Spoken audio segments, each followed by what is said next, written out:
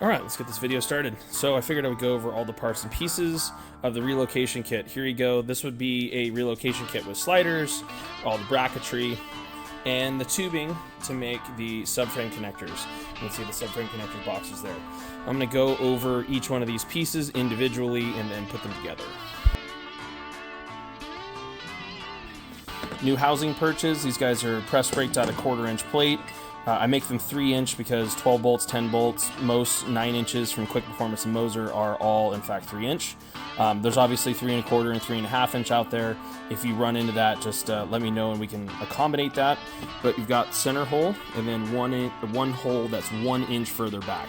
It's further forward in the housing perch, but it moves the housing 1 inch further back on the spring to make it so the wheel will be centered in the wheel hole. As we all know, the Chevy 2 wheels are not centered in the back, so when you go to a 28-inch tall tire, the front of the tire is awfully crowded on the quarter panel, so this is a great solution to be able to move that housing backwards. Alright, bonus footage.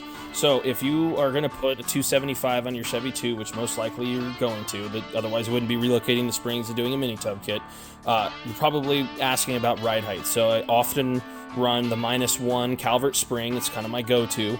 And then I'll use one of these through bolt style perches. So these perches I designed to take no U-bolts, and they all come with the extra holes. So remember how I was talking about earlier that these guys have the 2 holes, so you can move the housing back. Well, same program here. You can move the housing back with these. My optimum ride height, in my opinion, is this housing perch at 2 inches of height.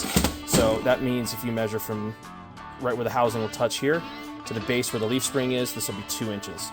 That is kind of, I think that looks good. It gets most people where they want to be ride height wise. It actually looks like the car is lowered.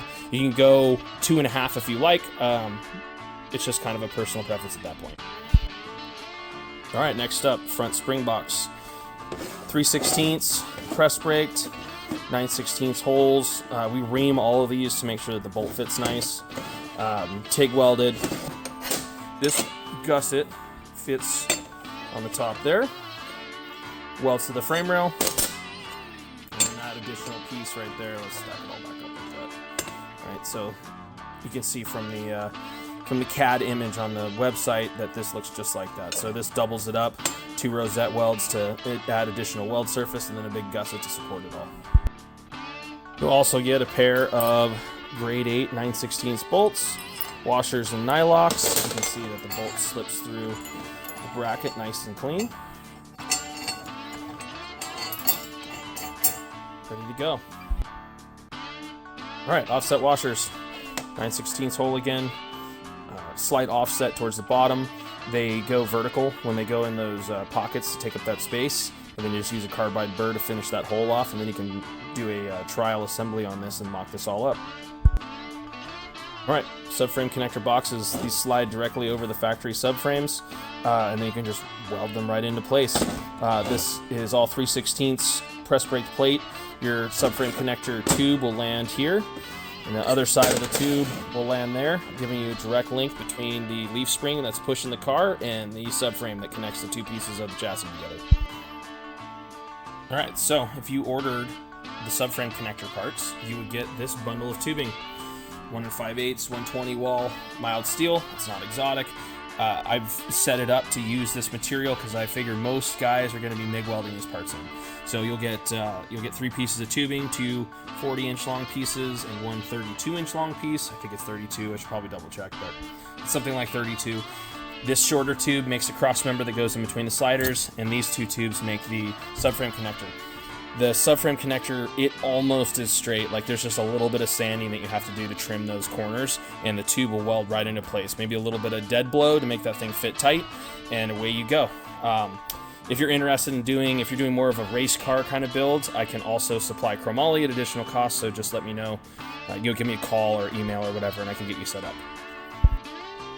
Alright, so I'm going to do these pieces all assembled. This is the tab that makes for the rear crossmember. I like putting this crossmember in because A, it fits with the stock fuel tank, and B, it connects the 2 sides of the car together. Since we're going to leverage that slider away from the frame rail, I like adding that crossmember in to help strengthen that all up. Again, press brake, 3/16, gussets, TIG welds, kind of normal standard. And so here, this is properly assembled. 2 holes going forward. The image on the website is correct. The CAD image shows the 2 holes going forward. That's the right orientation. The slider is slightly offset from the shackle pivot forward because the shackle or the slider body wants to get into the rear sheet metal, that rear sheet metal kind of panel that's right behind the bumper.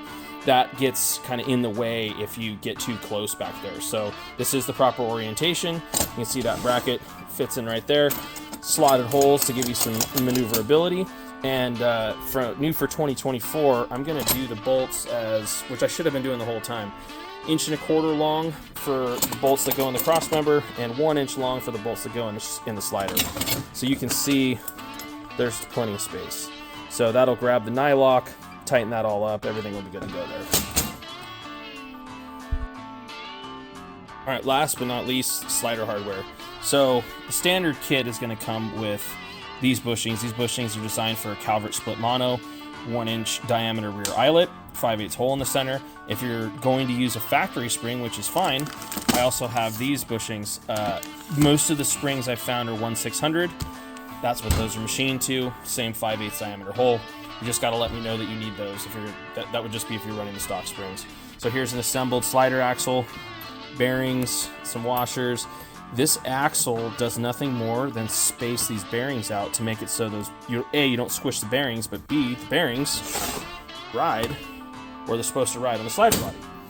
So you're gonna get 4 bearings. I leave them in the bag so you have the part number. I buy them from Grainger, so if you end up needing more or whatever, you can get them from them, or you can just call me and I sell them for $10 a piece. So there you go. So obviously the rest of these bolts are connected to there, but this is what you'll get when you get your sliders and your relocation kit. All right, so real quick here. So we're going to be doing this car, doing a relocation kit. Obviously, we got some stuff to get out of the way. Got to get the fuel tank out of the way, shackles out of the way. We've already got the exhaust down. I'm going to do a total comprehensive video on one of these installs, so that way everybody kind of knows what's going on. There's already been another good one on YouTube that I actually use as a reference, but I figured I would make my own. That way, maybe I could give some helpful insight. All right. So since we're going to move the springs inboard, obviously we got to cut the housing perches off. Got this housing prepped and ready to go. Last piece, need to remove this fuel tank, take the old shackles out, and start doing some prep on the chassis and frame rails, and we'll be ready to start installing the kit. Forgive me for all the noise, but this kind of is what it is. So you can see we just got this bracket tacked in place. This is just flush there. Same deal here. We've got our boxes all ready to go. You can see the offset washer just brings this hole down that little bit that the center line's off. I've just got that guy tacked in place. You can see the center line of the hole. Everything is prepped. Everything's good. I wanted to make a note though. So this box looks pretty good, right? Nice and straight. Look at the bend in this one. So this is why I say it's so important to do a full mock-up. So if I just took our new box and landed against this guy, just started working it, you see how crooked it would probably be. So this is the kind of thing that you'll run into and you'll see. So what if this was just a little bit bent, not a whole bunch bent? Well, maybe you didn't notice, but maybe it rocked this box 1 degree, 2 degrees, something along those lines, and that's where all kind of misalignment issues can happen. So if we just stop, tack these guys in place, 1 or 2 little tack welds, and then we install the spring, then we're gonna know for sure that our springs are in the right spot. We can do some measurements to double check that our springs are equal in the chassis, meaning that the wheelbase is equal side to side, and then we should be good to go. Just pull it apart and fully weld it. All right, so using a 9/16 bolt, have this bolt run through the box here. You can see it's nice and square on the top of the frame. You can see it's sitting flush to the factory box because we trimmed that little edge off. Nice and flush right there. So this is a great spot to be. We're just going to tack weld this box in place so we can slide the spring in it and make sure that the spring lines up with our back bracket when we put our slider body up there. All right, so here you go. Springs centered up in the box. There's the pin that comes with the Calvert springs. Putting the gussets up here on the top, we'll go ahead and just tack weld those on because we now know that the spring box is in the right position. Spring is in. It's up in the back of the slider. And remember, nothing is fully welded. It's all just tacked. But we have verified that our spring fits on the car. So we know moving forward, after we fully weld this, the spring will in fact fit back on the car. All right, so I noticed that I was doing the rest of the video editing for the relocation kit, and I skipped a bunch of steps. So this is actually already a little bit further ahead than I was hoping for, but sliders are installed, just like we'd already talked about earlier in the video. Springs are set up. Spring boxes are in. Housing perches are set. So the main thing that we're trying to achieve is that our housing perch is the same distance from the housing end on both sides. Right? So that's really all you're looking for. All right, so we need to establish that the rear end's actually centered in the car. What I've found is that the wheel tubs don't always fit exactly centered in the wheel holes. So what I've done is just rigged up this little got a clamp here and mostly straight edge. So I'm just gonna come in and measure. Got about, sorry, the tape measure's upside down, but it's about 3 1/8. Maybe 3 3/16. It's probably 3 1/8. It's real close to that. Come over to the other side. Double check. You notice it's just a little bit over 3 inches well. So it's really close to centered. So now that we know that the housing is centered inside of the wheel holes, we're gonna put our housing perches on. Just over, it's about 1 7/8 ish, maybe a little tiny bit more, but it's really close. Same on this side. Sorry about my camera. About 1 7/8 as well on this side. Oh, look at that. That's directly in the way. You can't even see that at all. Oh, let's go right there. Right, you can see it's really close to the 2 inch mark. So now we know. We're good to go on that. So these housing perches have obviously already been welded on. We established our pinion angle from existing cars that we've already built. So basically on the bench, we set this face and the housing face relative to each other. That's how you establish that. This is already a good working pinion angle. No drive shaft vibrations. Everything seems to work well. So here we go. We are ready to fully weld everything, take it apart, paint it, and reinstall it. Here's a little one too. So I'm able to, now that I have this housing complete in the computer, I'm able to notch these through bolt spring perches to make it so I can do a bunch of the notching ahead of time. So we figured out the angle that we wanted for the pinion, made this face and this face, set those angles inside of the computer, made this an assembly, and then I was able to notch it and then plasma cut them and press break them. Then we had to do very little notching to get this to work. So this is how I intend on selling a complete housing for one of these cars. This really works out. So this is the Calvert -1 spring, 220-34 -1, combined with a 2 inch housing perch. So basically that's 2 inches from this surface to this surface, right? Just setting the height. The ride height in the car really actually works out pretty good. So got the traction bar in there. This guy does lots and lots of street driving, so we opted for the shallower bracket so we don't have as much stuff hanging down. This car had an e-brake, so I went ahead and developed this cool little weld-on bracket that makes it so the e-brake fits. So I have this saved. If somebody wants that bracket, I can duplicate that now. So subframe connectors. This is the same stuff that I sell in the kit normally.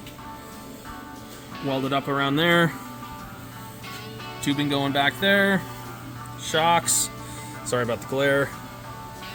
Just got this, I started making this spacer too, this flat spacer, so it fits much better with a bushing style shock.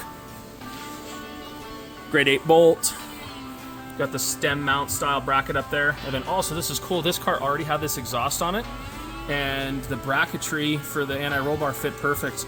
So for anybody wondering about tailpipes, here you go. This is a complete Chevy 2 relocation kit with traction bars and anti-roll bar kit installed on car with full dual exhaust and complete factory fuel tank.